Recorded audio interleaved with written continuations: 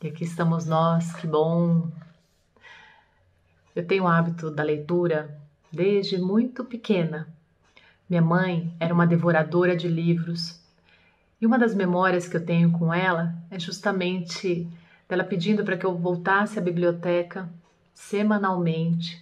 Então eu pegava uma fichinha datilografada que nós tínhamos e aí ela dizia: Cláudia, leve esse livro, eu já terminei de ler. Conversa com a bibliotecária, ela já sabe do meu gosto.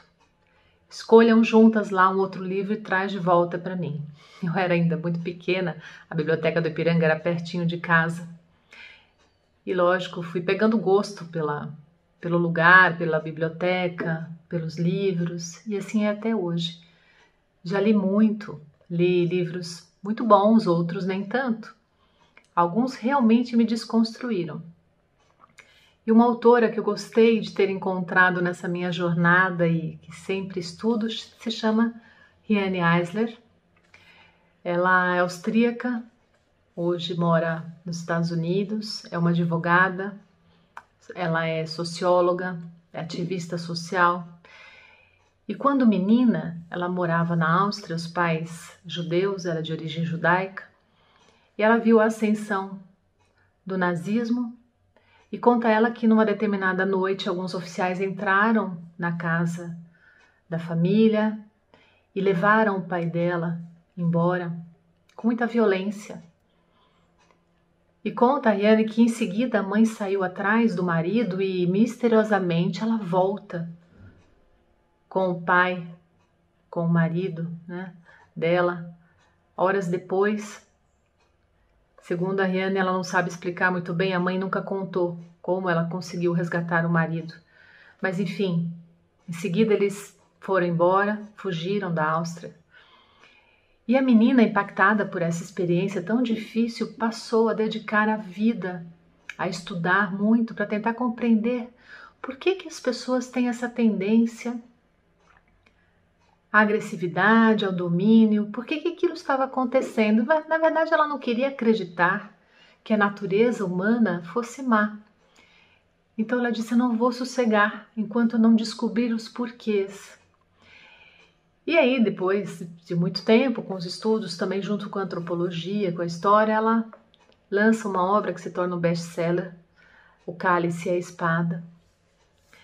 E Riane explica que nós tivemos já há um tempo muito distante, na verdade, um regime na cultura, uma estrutura de sociedade igualitária, onde a mulher tinha o seu lugar de fala, ela era respeitada, porque aquela cultura era matrifocal. Veja, não era matriarcal, não é a mulher superior ao homem, não é isso, não é um regime de dominação, como eu comentei, mas de parceria.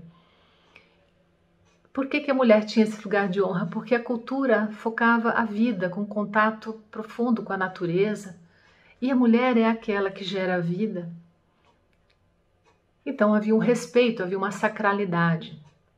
Depois, por várias questões que hoje não cabe aqui contar, nós adentramos num movimento de patriarcado entre 6 e 10 mil anos atrás e estamos nessa cultura até hoje. Então ela comenta que nós tivemos uma primeira cultura lá no Neolítico, uma segunda cultura na qual nós estamos mergulhados, que é uma cultura de dominação, uma cultura piramidal, mas tendemos, diz ela, e assim devemos nos esforçar para seguirmos no sentido da parceria, o que ela vai chamar de terceira cultura.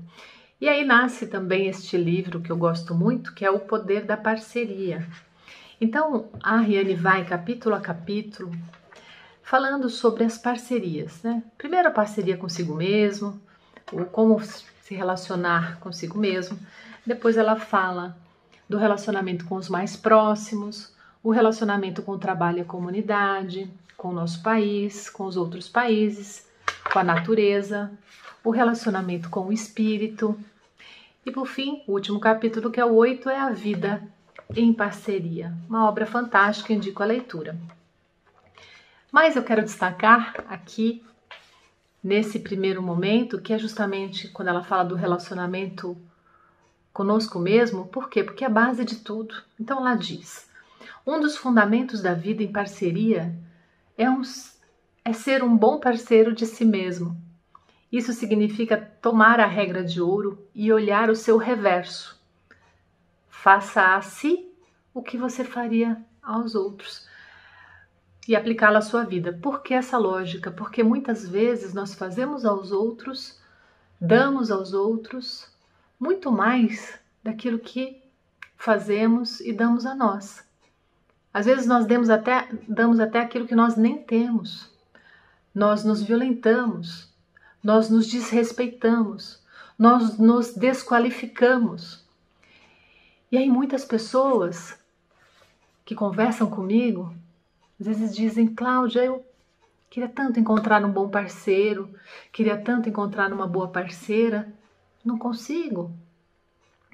E aí eu devolvo com uma pergunta: você tem sido um bom parceiro de si mesmo?